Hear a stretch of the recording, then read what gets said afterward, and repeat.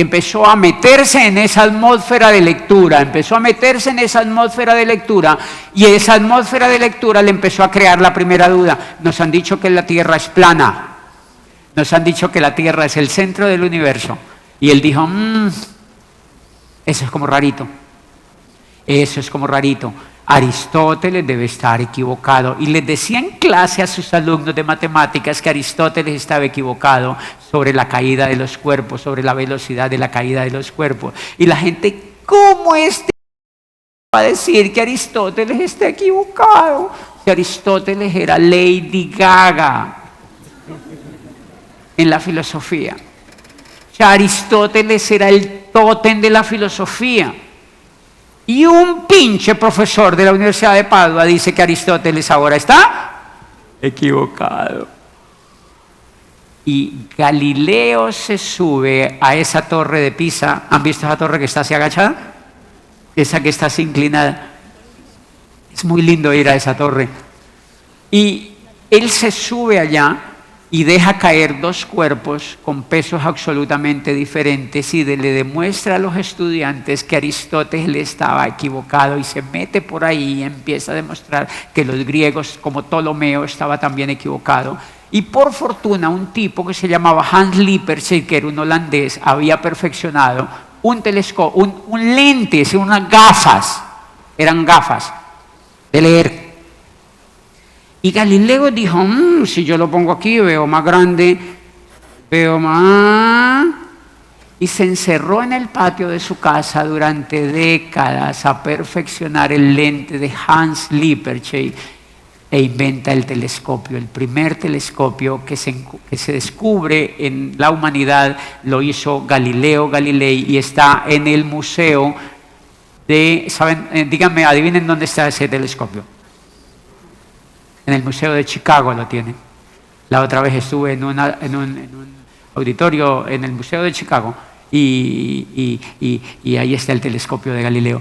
Y la guía, claro, a los guías les enseñan ahora estábamos en Roma con Sergio Rivera y dice Sergio Rivera, contaba la historia. La otra vez llevamos a José Boadilla a Chicago y entonces el guía empezó a contar la historia del telescopio y dice, y José Boadilla la corregía.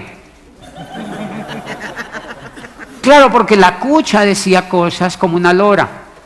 Entonces yo decía, no me puedes mentir, porque tú eres guía, tú no has estudiado lo que yo... Entonces yo le decía, no, mire, el telescopio realmente... Y claro, la cucha como decía, está tan metido, o sea... Porque yo de ese serio me da muchísima pereza que me mientan, porque no es esa la historia. No fue así como apareció Galileo en Florencia. Bueno... Y Galileo perfecciona el telescopio y empieza a ver una noche, después de que obviamente hace todo un trabajo científico-mecánico de perfeccionar el telescopio, y ve al universo, y por primera vez un ser humano se da cuenta que la Tierra no es el centro del universo, sino que somos una partícula infeliz de polvo flotando en la estela del universo, siendo azotada por los vientos, que gravita de manera vaga por todo el universo. Y dice Galileo, no solamente somos el centro del universo, no somos el centro del universo, sino que somos insignificantes. Y entonces la gente dice, ¿y entonces yo por qué me dejo amenazar?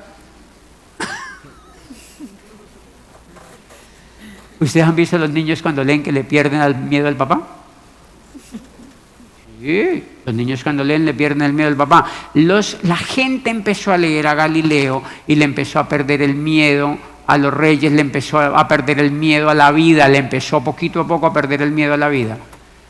Y empezó el mundo a cambiar. Galileo es el padre de la ciencia moderna, está considerado hoy como el padre de la ciencia moderna. Si no hubiera sido por Galileo, nosotros no entramos en la edad científica. Fue Galileo, siglo XV, XVI. O sea, hace muy poquitito. Lo que les quiero decir con esta historia es que los libros son capaces de cambiar el mundo. No la economía de uno, eso es muy poquitico, los libros son demasiado poderosos, son capaces de cambiar el mundo. Entonces, ¿por qué les cuento todo esto a los invitados? Es porque estamos haciendo un ejercicio de hacer que la gente lea libros. de hacer que la gente lea libros, de hacer que la gente lea libros, y cada mes nos estamos leyendo un libro. ¿Y por qué lo hacemos? Pues porque un día yo estaba también en la Edad Media. Yo era rector de una universidad, yo era empleado de una universidad, yo había estudiado Derecho, Ciencias Políticas, había hecho posgrados y tenía miedo. A mí me habían dicho también que la Tierra era el centro del universo, es decir, que el empleo era el centro del universo. Es lo mismo. Me habían dicho que el empleo era el centro del universo, y entonces yo era empleado de una universidad y empecé a leer libros, y uno de los libros que cayó a mis manos fue este libro que vamos a lanzar esta noche y que los instamos a que se lo lean. Se llama El cuadrante del flujo del dinero. Este fue uno de los libros que yo me leí hace 18 años. Yo había estudiado como todo el mundo. Y entonces empecé a cuestionarme. Yo me cuestionaba, la Tierra no debe ser el centro del universo. O sea, ¿por qué este empleo tan aburridor? ¿Por qué esto tan harto? ¿Por qué el dinero no me alcanza? ¿Usted alguna vez se ha preguntado eso? ¿En serio se ha preguntado eso? ¿Por qué el dinero no me alcanza? ¿Usted no se ha preguntado esto, por ejemplo, por qué hay tan poquita gente rica? ¿Por qué hay tan poquita gente rica? ¿Por qué el menos del 1% de la población es rica y los demás son pobres? ¿Por qué? Yo me preguntaba eso, pero la pregunta decía es, ¿y por qué yo también soy pobre? Y el cerebro me decía, pues porque es la mayoría. Yo no entendía nada. Y empiezo a leerme este libro. Este libro lo escribió, yo creo que la ayuda que este hombre le dio al mundo fue impresionante y seguirá siendo impresionante. Este es un libro demasiado importante y es un libro que no es muy antiguo, que no es supremamente reciente. La persona que escribe este libro, cuando yo me leo el libro, empiezo a entender por qué era mi situación y por qué era la situación de la mayoría de la gente.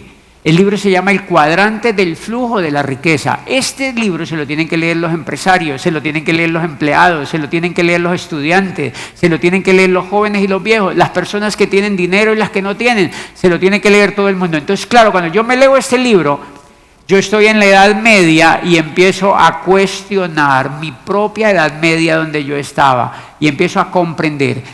Quiero ver otra vez a los nuevos, Listo. Miren lo que les voy a contar a los nuevos. Bien, entonces tal como hicieron los florentinos estaban en las drogas. Los florentinos estaban llevaban 1300 años orando y dejándose de los reyes. ¿Sí se dan cuenta?